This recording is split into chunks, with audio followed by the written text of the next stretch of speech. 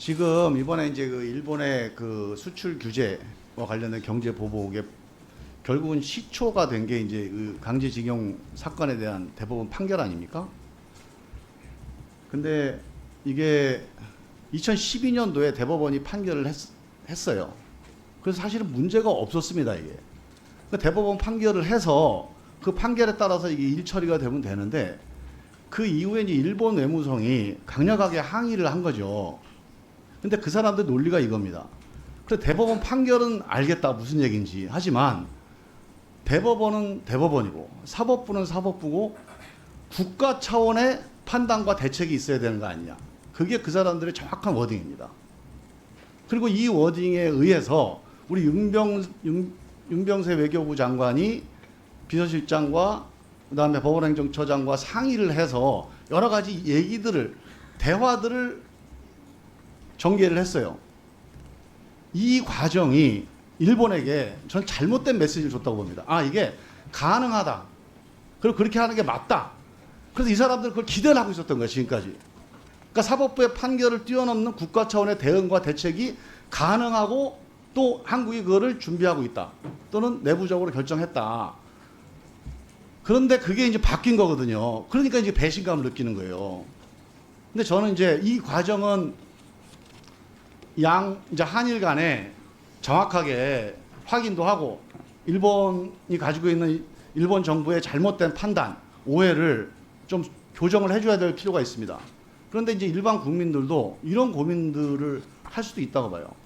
사법부의 판결이 있지만 또 국가 차원의 국익 차원의 어떤 조치가 그 사법부 판결과는 다른 배치되는 게 가능한 거 아니냐, 또 필요한 거 아니냐. 이건 약간 헌법적인 논쟁인데요. 우리 차장님께서 이 논쟁과 쟁점에 대해서 간단하게 어떻게 생각하세요? 그 가능하고 또 뭐 방법이 있는 겁니까? 너무 어려운 걸 물어보시는 것 같습니다. 근데 지금 이게 제일 중요한 문제예요, 지금 국가적으로. 글쎄요, 뭐 다 국가적인 문제이기 때문에 사법부도 역시 거기에 대해서 많은 관심을 갖고 생각을 해야 되는 건 맞는 얘기인데요. 우선 사법부 법원에서 어떤 대책을 내놓을 만한 사안은 아니라고 보고요. 지금 말씀하신 것처럼 법원의 판결이 있었기 때문에 모든 국가기관이 거기 다 기속돼서 저기 외교적인 노력을 안 한다 이렇게는 안 되는 것이고요. 판결이 있기 때문에 결국 외교적 마찰이 생기는 것이고 그걸 해결하는 것이 또 정부에서 해야 될 일이 아닌가 싶습니다.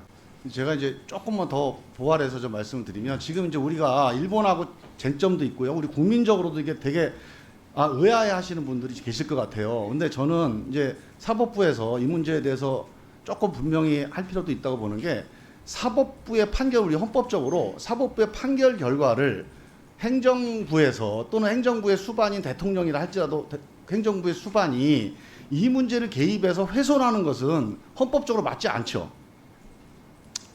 그 그렇죠. 결과를 훼손하는 어떤 결정을 하거나 조치를 행정행위를 하는 건 맞지 않죠.